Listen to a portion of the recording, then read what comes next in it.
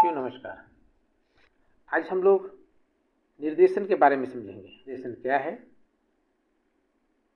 इसकी क्या विशेषताएं हैं, इसकी आवश्यकता क्यों है, निर्देशन किसे दिया जाना चाहिए, किन परिस्थितियों में दिया जाना चाहिए, क्या निर्देशन आवश्यक है, क्या निर्देशित किए गए बातों का अनुपालन अनिवार्य है। इन सभी चीज़ों पर हम बात करेंगे। निर्देशन वह प्रक्रिया है जिसमें व्यक्ति को उसकी समस्याओं के समाधान हेतु विशेष प्रकार की सहायता प्रदान की जाती है। निर्देशन वह विधियां बताता है जिनका प्रयोग करके व्यक्ति समायोजन की समस्याओं को स्वयं सुलझा सकता है। यह बात ध्यान में रखने की है कि निर्देशन में किसी प्रकार की बाध्यता नहीं होती है और न ही यह किसी प्रकार का आदेश होता है। इसमें किसी व्यक्ति का दृष्टिकोण किसी अन्य व्यक्ति को प्राप्त होने वाली एक सहायता है जो उसके जीवन को व्यवस्थित करने, उसके दृष्टिकोण को विकसित करने में सहायक होती है। इस प्रकार निर्देशन में मुख्यतः दो व्यक्ति होते हैं। एक वह व्यक्ति जो निर्देशन को प्राप्त करता है, दूसरा वह जो निर्देशन देने वाला होता है। संक्षेप में हम कह सकते हैं कि निर्देशन वह प्रक्रिया है जो व्यक्ति को आत्मदर्शन करने तथा आत्मशक्ति का समुचित उपयोग करने में सहायता प्रदान करती है। इसके द्वारा व्यक्ति को अपनी प्रतिभा, बुद्धि, योग्यता, सामाजिक तथा आर्थिक परिस्थितियों का ज्ञान प्राप्त होता है जिनका वह परिस्थिति के अनुसार कार्यकुशलतापूर्वक प्रयोग करके समस्या से समाधान प्राप्त करना सीख लेता है। निर्देशन को अलग अलग विद्वानों ने अलग अलग तरीके से बताया है, लेकिन सबका मूल तत्व एक ही है। अर्थ जे जोन्स ये कहते हैं कि व्यक्ति को बुद्धिमत्तापूर्वक चुनाव में दी जाने वाली सहायता निर्देशन है। स्किनर कहते हैं युवकों को स्वयं से निर्देशन और परिस्थितियों के सामंजस्य से सीखने के लिए दी जाने वाली सहायक प्रक्रिया है। अगर हम लोग इस प्रकृति के रूप में देखें निर्देशन को, तो निर्देशन कोई एकाएक दी जाने वाली प्रक्रिया नहीं है और निर्देशन देने के बाद वह तुरंत समाप्त नहीं हो जाता। निर्देशन सतत चलने वाली प्रक्रिया है, यह निरंतर चलता रहता है। निर्देशन विकास की प्रक्रिया है।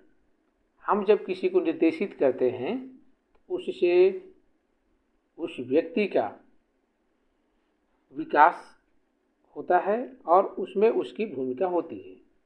निर्देशन हम लोग समूह में नहीं दे सकते क्योंकि ये व्यक्तिगत समस्याओं से संबंधित है और उसकी व्यक्तिगत समस्याओं का समाधान व्यक्तिगत तौर पे दी जानी चाहिए। इसीलिए भी निर्देशन जरूरी है। निर्देशन विश्वसनीय होना चाहिए। जो निर्देशित कर रहा है उस पर विश्वास हो, निर्देशन प्राप्तकर्ता विश्वास करे। जब तक निर्देशनकर्ता पे विश्वास नहीं करेगा, उसके बातों का अनुपालन नहीं करेगा और निर्देशन उसके लिए लाभप्रद नहीं होंगे। निर्देशन वैध होना चाहिए। ये ध्यान रहे कि निर्देशन जो दे रहे हैं वो वैलिड है, वो महत्वपूर्ण है और वो सही है। निर्देशन का क्षेत्र होता है वो काफ़ी व्यापक होता है, वो सीमित नहीं होता। हम लोग आवश्यकता अनुसार उसको निर्देशित करते हैं। निर्देशन एक सहकारी प्रक्रिया है जिसमें जो निर्देशन करता है वो मित्रवत, सहयोगात्मक सुझाव प्रदान करता है और जिसे निर्देशित किया जाता है वो उसे आदेश मान करके नहीं, एक सुझाव मान करके अपने जीवन में उसे स्वीकार करता है। निर्देशन एक आधुनिक प्रक्रिया है। ये प्रक्रिया नवीन है और आधुनिक समय में विद्यार्थियों को दिया जाता है जिससे वो अपनी समस्याओं का समाधान करने में सक्षम हो सके। निर्देशन का महत्व क्या होगा, क्या निर्देशन किसकी किसी लाभप्रद होगा, किन किन दृष्टिकोणों में होगा।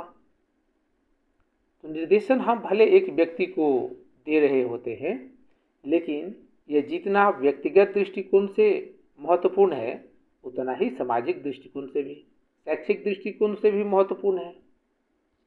क्योंकि बालक जब विद्यालय में अध्ययन करता है उस दौरान शिक्षक या निर्देशनकर्ता, पेशेवर निर्देशनकर्ता निर्देशित करते हैं अवकाश का सदुपयोग करने में। जब हम निर्देशित बच्चों को करते हैं उस समय करते हैं जिसमें बच्चा स्वतंत्र होता है, उसके पास समय होता है और उसको मनन करने में भी सुविधाएं होती हैं।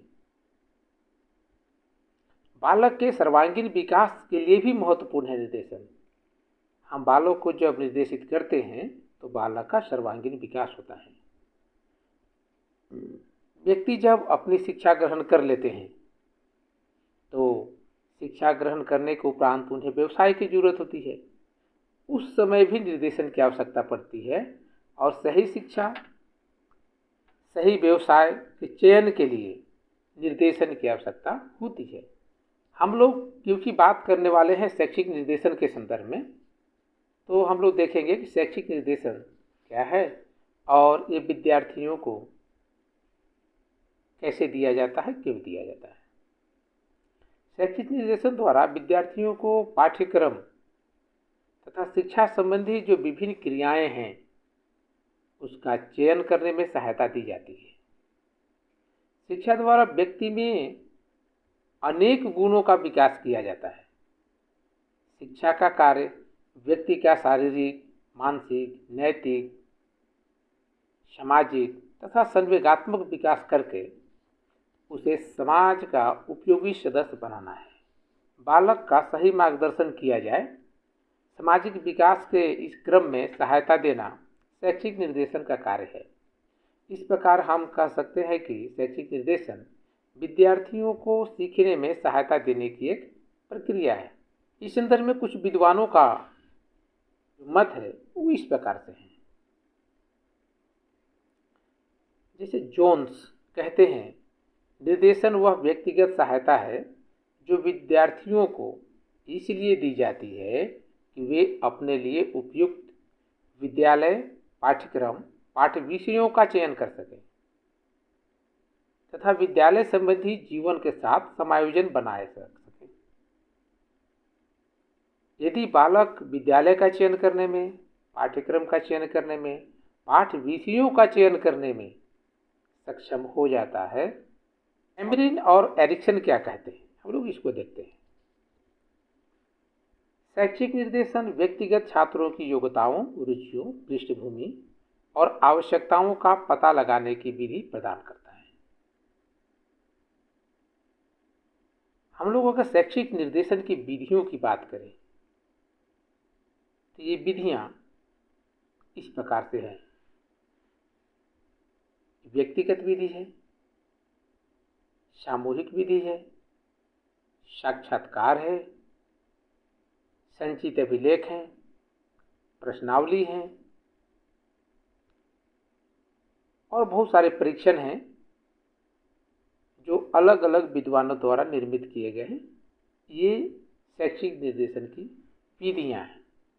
हम लोग शैक्षिक निर्देशन की बात करें तो हम लोग जो कार्य करते हैं उसके कुछ न कुछ उद्देश्य होते हैं और उन उद्देश्यों की पूर्ति के लिए हम कार्य करते हैं। अगर हम शैक्षिक निर्देशन कर रहे हैं तो इसके भी कुछ उद्देश्य होते होंगे, तो इसको हम लोग देखते हैं। जैसे हम लोगों ने बात किया था विद्यालय के संबंध में, पाठ्यक्रम के संबंध में, तो पहली बात आती है कि विद्यालयों को चयन के संबंध में। एक छात्र प्राथमिक स्तर की शिक्षा समाप्त करने के बाद विद्यालयों की चयन की समस्या से जूझने लगता है। वह निम्न माध्यमिक, उच्च माध्यमिक और विश्वविद्यालय स्तर पर भी इस समस्या से जूझ रहा होता है। उसके बाद उसके सामने सबसे बड़ी समस्या यह होती है कि वह कौन सा स्कूल चुने। यह समस्या देखने में बहुत छोटी लगती है, लेकिन यह बहुत महत्वपूर्ण है। क्योंकि ये छात्र का भविष्य उपयुक्त स्कूल को चयन पर निर्भर करता है। शैक्षिक निर्देशन इस संदर्भ में विद्यार्थियों को उचित परामर्श देकर उनकी समस्या का समाधान कर सकता है। दूसरी बात आती है कि पाठ्यचर्या के चयन में, पाठ्यचर्या के अनुसार विद्यालयों के चयन में, तो इसमें देखते हैं कि वर्तमान में जो पाठ्यचर्या है उसमें बहुत सारी विविधताएं हैं, बहुत सारे उसके क्षेत्र हैं। अब बालक किसका चयन करे, तो वो अपनी रुचियों के अनुसार पाठ्यक्रमों का चयन करने की चेष्टा करता है, लेकिन उसे ये समझ में नहीं आता कि यह उसके लिए कितना उपयुक्त है, उसे जीवन यापन में, भविष्य में व्यवसाय चुनने में कितना मददगार होगा। इसके लिए ज़रूरी होता है कि उससे संबंधित जो निर्देशनकर्ता हैं, जो विशेषज्ञ हैं, जो शिक्षक हैं, उनके सानिध्य में जाए और उन चीज़ों को उनसे जाने समझे, वो जैसा निर्देशित करते हैं वो कार्यों को करें। जब हम लोग बात करते हैं कि बहुत सारे बहुउद्देशीय विद्यालय हैं, कृषि विद्यालय हैं, चिकित्सा महाविद्यालय हैं, अन्य बहुत सारे व्यावसायिक महाविद्यालय हैं, जिसके बारे में सामान्य शिक्षकों को या विद्यार्थियों को पता नहीं होता। छात्र शैक्षिक निर्देशन के माध्यम से अपनी रुचि के अनुसार विद्यालय एवं विषयों का चयन करने में सक्षम हो पाता है। फिर बात आती है कि विद्यालय के प्रवेश को, जब उसे विद्यालय में नामांकन लेना है तो क्या वहाँ भी उसके लिए भी निर्देशन की आवश्यकता पड़ेगी। विद्यालय के प्रवेश के नियमों को समझने में निर्देशन मदद करेगा। विभिन्न स्कूलों में प्रवेश के लिए विभिन्न प्रकार की प्रवेश परीक्षाएं आयोजित की जाती हैं। इन प्रवेश परीक्षाओं के कई प्रकार होते हैं। प्रत्येक प्रवेश परीक्षा की अपनी तकनीकी औपचारिकताएं होती हैं, जिसमें छात्र अक्सर गलती करते हैं और योग्यता होने के बावजूद वे उस परीक्षा को पास नहीं कर पाते। इसके लिए ज़रूरी होता है कि वे उसके विशेषज्ञों से, अनुभवी लोगों से निर्देशन प्राप्त करें। त्रुटियां नहीं होंगी, कम से कम होंगी, और जब वो त्रुटियां नहीं होंगी तो उनका अपनी योग्यता के अनुसार चयन संभव हो पाएगा। शैक्षिक निर्देशन के माध्यम से हम छात्र को औपचारिकताओं, नियमों और परीक्षा के लिए तकनीकी रूप से समृद्ध कर सकते हैं, ताकि वे प्रवेश के नियमों को अच्छी तरह से समझकर परीक्षा में अच्छा प्रदर्शन कर सकें।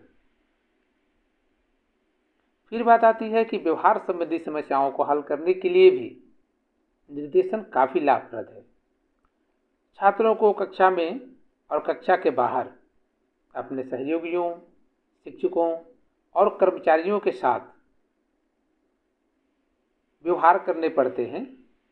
कभी कभी किसी विशेष स्थिति के कारण या विपरीत मनोदशा के कारण उनके स्वभाव में नकारात्मकता आ जाती है। यह नकारात्मकता कई बार गंभीर समस्याओं का रूप ले लेती है। उचित शैक्षिक निर्देशन के माध्यम से छात्र की उन व्यवहारिक समस्याओं को हल किया जा सकता है। इसके अलावा निर्देशन के और भी महत्व है। अभिव्यक्ति क्षमता विकास के लिए भी निर्देशन आवश्यक है। शैक्षिक निर्देशन के माध्यम से छात्र मौखिक और लिखित दोनों तरह से खुद को व्यक्त करना सीखता है और समाज के निर्माण में अपनी महत्वपूर्ण भूमिका निभाना शुरू कर देता है। अनुशासन स्थापित करने में भी निर्देशन काफ़ी सहायक है। अनुशासनहीनता आज के स्कूलों का एक अभिन्न अंग बन गया है। इसका एक प्रमुख कारण उचित शैक्षिक निर्देशन की कमी भी है। जिन विद्यालयों में छात्र शैक्षिक निर्देशन द्वारा अनुशासित होते हैं, वहाँ अनुशासनहीनता की समस्या प्रायः बहुत कम होती है। हम लोग आज शिक्षकों से यह सुनते हैं कि आज के बच्चे उदंड हो गए हैं, आज के बच्चे अनुशासन में नहीं हैं। इसमें कमी बच्चों की नहीं है, इसमें कमी हम शिक्षकों की है। हम अपने प्रशिक्षण काल में या शिक्षण के समय निर्देशन एवं परामर्श को महत्व नहीं देते हैं। ज़रूरत है हम निर्देशन एवं परामर्श को महत्व दें और बच्चों को हमेशा निर्देशित करते रहें। निर्देशन के लिए जरूरी नहीं है कि निर्देशनकर्ता कोई विशिष्ट व्यक्ति हो, विशेष व्यक्ति हो। अगर एक शिक्षक निर्देशन के तत्वों को समझ जाए, उस क्षेत्र के विशेषज्ञता को समझ जाए, तो बच्चों को निर्देशित कर सकता है। जब बच्चे को विशेष निर्देशन की आवश्यकता होगी तो उसे फिर विशेष प्रकार से निर्देशनकर्ता की भी आवश्यकता होगी। अगर हम शैक्षिक निर्देशन की बात करें तो इसके में कौन कौन से क्षेत्र एवं कार्य आ सकते हैं, यह एक विद्यार्थी के साथ साथ एक शिक्षक, एक अभिभावक को भी समझना बहुत जरूरी है। पहले हमें ये समझना होगा जो हमें निर्देशन जिन क्षेत्र कार्यों में मदद कर सकते हैं वो ये है, अध्ययन किस प्रकार करें, सामान्य शिक्षण उपकरणों का प्रयोग कैसे करें, विद्यालय में नियमित रूप से उपस्थित कैसे रहें, दिए गए गृह कार्य और अन्य कार्यों को पूरा करने के लिए, परीक्षा में उपस्थित होने के लिए और बेहतर प्रदर्शन के लिए, पुस्तकालय, वाचनालय, प्रयोगशाला का समुचित उपयोग करने के लिए, साक्षात्कार, बोलना, वाद विवाद प्रतियोगिता में भाग लेना, छात्रों की कठिनाइयों को दूर करके सुधारात्मक शिक्षण और अनुदेशन की व्यवस्था करना, विषय के चयन में छात्रों की सहायता करना, ये सभी कार्य क्षेत्र हैं शैक्षिक निर्देशन। शैक्षिक निर्देशन के क्या महत्व हैं, हम इसकी चर्चा कर रहे हैं। प्रतिभागी का सही उपयोग, शैक्षिक निर्देशन के क्या महत्व हैं, हम इसकी चर्चा कर रहे हैं। पहला, प्रतिभा का सही उपयोग। बालकों में प्रतिभा होती है, लेकिन उसकी प्रतिभा का उपयोग हम लोग चाहे अनचाहे, अभिभावकों के दबाव में, समाज के गलत सलाहकारों द्वारा दिए गए सुझाव, ये सभी छात्र के प्रतिभा का सही उपयोग करने में बाधक बनते हैं। आवश्यक है कि वैसे विद्यार्थियों का निर्देशन एक उचित निर्देशनकर्ता के माध्यम से किया जाए। सर्वोत्तम पुस्तकों के चयन में सहायक है। प्रायः विद्यार्थी अपने अध्ययन के लिए उपयुक्त पुस्तकों का चयन नहीं कर पाता है। सर्वश्रेष्ठ पुस्तक के चयन में शैक्षणिक निर्देशन महत्वपूर्ण भूमिका निभाता है। आत्मज्ञान। शैक्षिक निर्देशन के माध्यम से छात्र अपनी रुचि, जरूरतों और क्षमताओं का ज्ञान प्राप्त करता है और अपनी क्षमताओं का अधिकतम लाभ उठाने में सक्षम होता है। शिक्षा में एक बहुत बड़ी समस्या है जो पहले भी थी, आज भी है, अपव्यय एवं अवरोधन। अपव्यय, संसाधनों का सही उपयोग नहीं होना, अवरोधन, उनके विकास में बाधा उत्पन्न होना। विद्यार्थियों के साथ ये दोनों समस्याएं काफ़ी गंभीर हैं और बनी रहती हैं। अगर निर्देशन बच्चों को सही समय से दिया जाए, अपव्यय और अवरोधन संबंधी समस्याओं का समाधान आसानी से किया जा सकता है। बालक अपने अधिगम में निरंतरता रख सकता है। वह सीखने की उसकी जो गति है वो काफ़ी तीव्र हो सकती है। इसके अलावा समाज एक बड़ी समस्याओं से जूझ रहा है। आप जिससे बात करेंगे उनका एक कहना होता है कि बालकों में नैतिक मूल्यों का ह्रास हो रहा है। ये नैतिक मूल्यों का ह्रास बालक में हो रहा है, क्या इसका भी कोई समाधान है? इसे कैसे ठीक किया जा सकता है?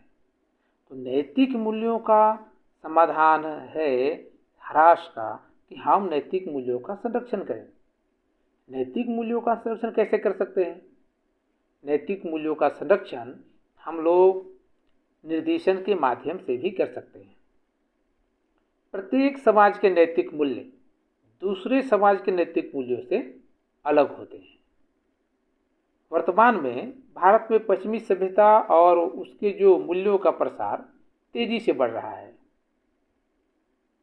इसका मुख्य कारण हम लोग मीडिया को मानते हैं, जो उनके माध्यम से प्रचार प्रसार होता है।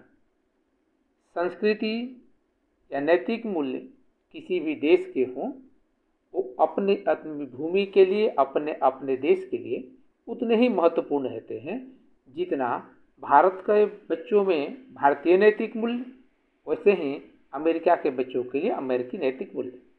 उनका जीवन जीने की कला, संस्कृति अलग अलग होती है।